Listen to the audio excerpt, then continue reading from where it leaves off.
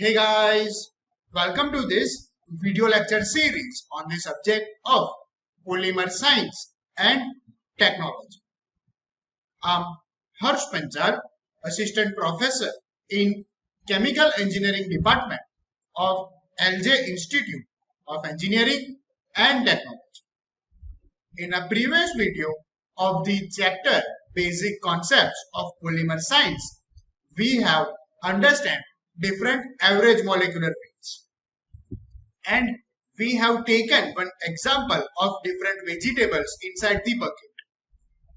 And we have also derived the number average molecular weight of the basket, of the vegetables inside the basket. If you have missed that video, I will recommend you to watch it first. You can find it in the I button over here. Now, having said that, let's just further focus on the next concept of weight average molecular weight. And in this video, we are also going to take that same example that we have taken in the previous video. That is, we are going to deal with the vegetables inside the basket. That table is need to be remembered for this video as well, right? So as you can see here, the other method to calculate the average weight is based on the assumption that the individual vegetable variety contribute to the total weight in the proportion not of its number but it's on the weight. So in the weight average molecular weight, the concept is very much similar, but instead of the number that contributes toward the average molecular weight, we are going to take individual weight as the unit or as the basis which ultimately contribute towards the average molecular weight. Right? To understand this, let's just one more time proceed that math that we have done in the previous video as well. So as you can see here, total weight of all the vegetable in the basket is 14,050 grams. As you can see here in this table that we have the total weight of entire basket as 1450 grams. In this video, we are going to focus on this amount, right?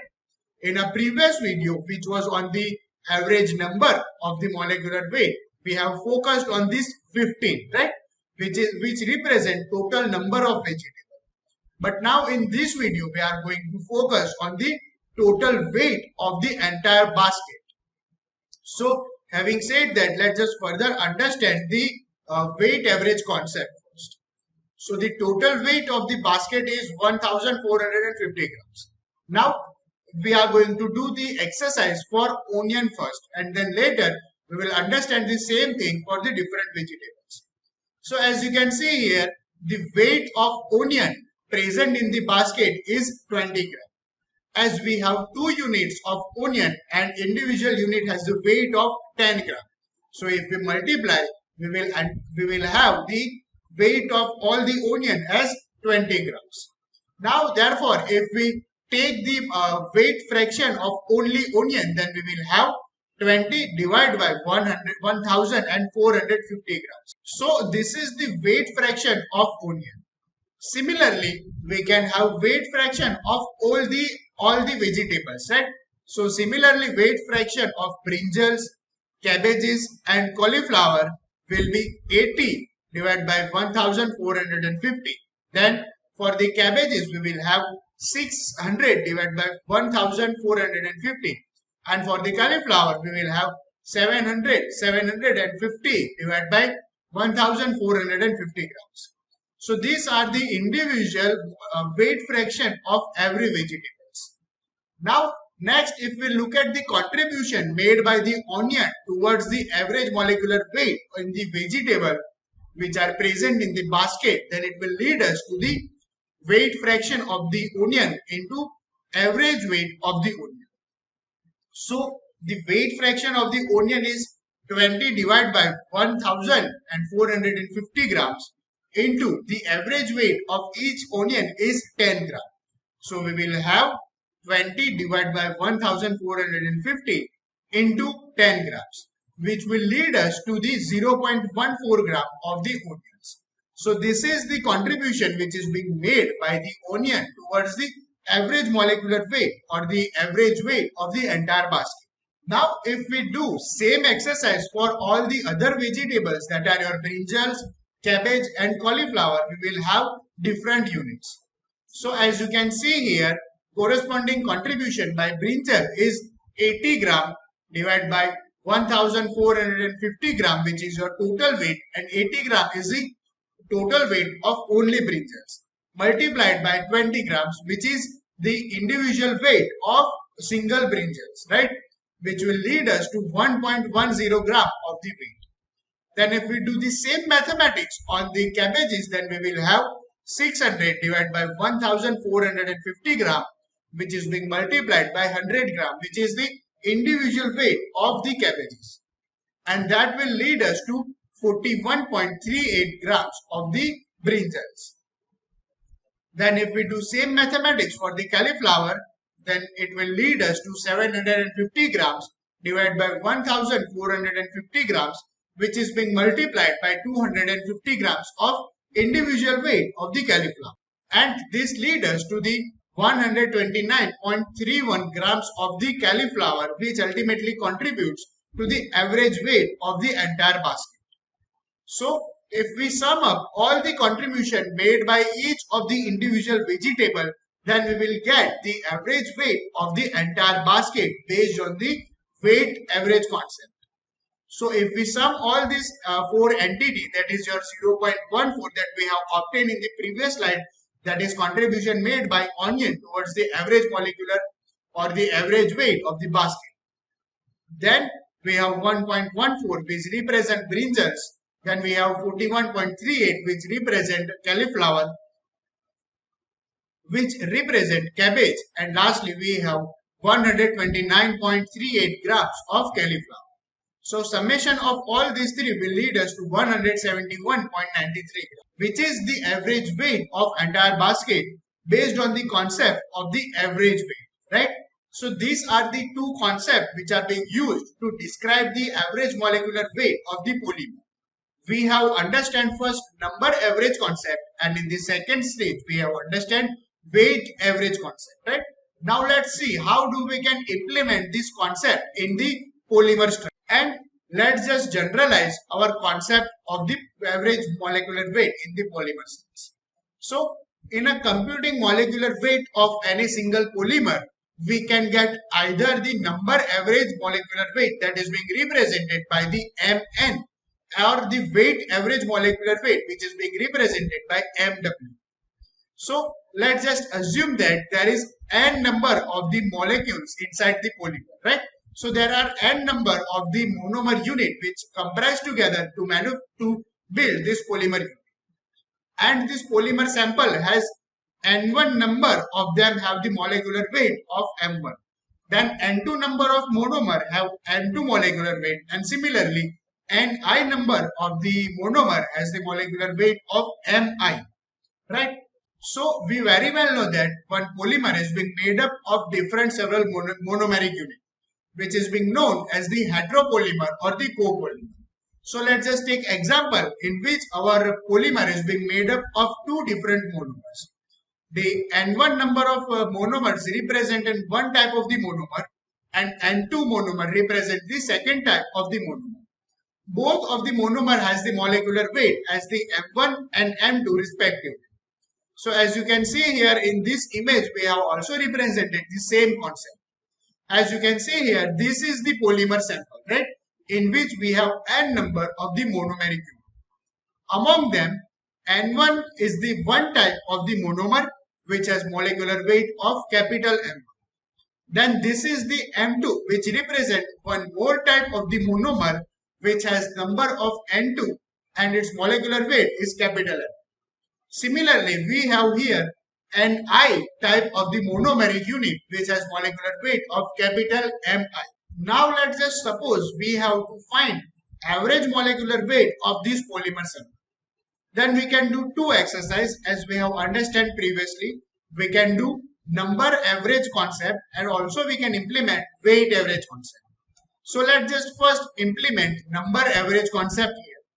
So as you can see here, we have total number of molecule as n, which is being given by n equal to n1 plus n2 plus n3 till ni, right? So if we summarize this thing, we will have sigma of ni.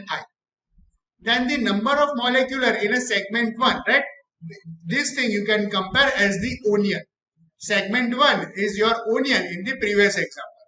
So this number of the, so as we have in the example of the basket, we were having number of onions. Similarly, in this polymer, we have number of segment 1, in which only one type of the monomeric unit will be compared. So we have number of molecules in a segment 1 is equal to n1. So now if we find the fraction of this segment 1, then we have number fraction of the segment 1, which can be represented by individual by total. So individual number is n1 and total number is the sigma ni, right? The sigma ni can be found by this particular formula. So the molecular weight contribution by the segment 1 is now represented by the mole fraction into its number. So here we have mole fraction as n1 divided by sigma ni into its number is capital M1. So this is what we have weight contribution which is being made by the segment 1. Similarly, all the segments will have same kind of the formula that have been made the contribution towards the entire molecular weight, and which can be represented as n2 capital M2 divided by sigma ni. Then we have n3 capital M3 divided by sigma ni until up till ni capital Mi divided by sigma ni. So these are the all the contribution which is being made by the number of polymers towards the average molecular weight, right? Now if we have to find number average molecular weight of this particular monomer, then we have to all we have to do is we have to just sum up all the things. So now as you can see here we have summarized, or we can say we have sum up all the entities as n1 capital M1 divided by sigma of ni plus n2 capital M2 sigma of ni until up till ni capital Mi divided by sigma ni, which will ultimately lead us to the average number molecular weight of the polymer, which can be represented by capital Mi. As we have done in the previous example of the basket vegetable, that in the last stage we have summarized or we have sum up all the entities, right? So similarly, now we have obtained number average molecular weight of this particular polymer sample. Now similarly, if we have to calculate weight average molecular weight of the same polymer sample, then what we have to do? Then let's just understand this by this example as well. Similarly, total weight of the polymer, right? So we have to initially find the total weight of entire polymer, which is being represented by the capital W, and which is being equal to sigma of Ni, that is a number of polymer, number of monomeric unit into its molecular weight, that is sigma of Ni into capital Mi. Now weight of segment 1 is equal to capital W1 is equal to N1 into capital M. Now if we have to find the weight fraction of this segment 1, then we will do same exercise as individual by total. So individual weight can be represented by W1 and total weight can be represented by capital W. So ultimately we will have N1 capital M1 divided by sigma of Ni into capital M, which is nothing but your weight fraction of the segment. Now the next thing is to find the contribution made by this segment towards the total molecular weight. So in order to do this, we have to multiply it by its molecular weight. So here we have the weight fraction of the segment 1, which is being multiplied by its molecular weight. Hence we have N1 into capital M1 into capital M1 one more time, which represent the weight of the monomer, right? Then we have sigma Ni into capital Mi. So this will lead us to N1 into M1 square divided by sigma Ni capital Mi. So this is the contribution made by the segment 1 towards the entire average molecular weight based on the weight concept. Now Similarly, we can do the same concept, same mathematics on the all other segment as well. So for the other segment, we will have structure like we will have like this, in which the contribution made by the segment 2 can be represented by N2 capital M2 square divided by sigma Ni Mi till the ith component, ith segment will also made its contribution towards the average molecular weight as Ni capital Mi square divided by sigma Ni into Mi. Now, if we have to find the average molecular weight based on this concept, then we have to sum up all the entities as we have done in the example of the basket.